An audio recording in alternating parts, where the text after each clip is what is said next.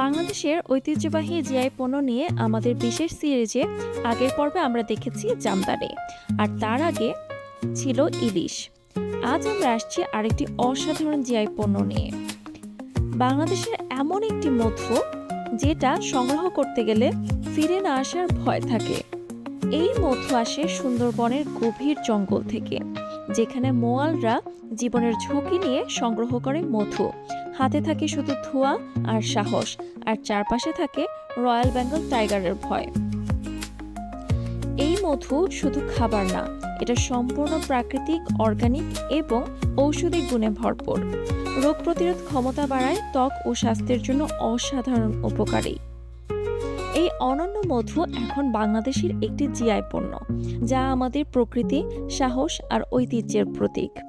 বাংলাদেশের এমন আরও অনেক জিআই পণ্য আছে যেগুলো আমাদের ইতিহাস আর গর্ব বহন করে। এই সিরিজে আমরা একে একে তুলে ধরব সবগুলোই। পরবর্তী পর্বে থাকছে নতুন আরেকটি চমক।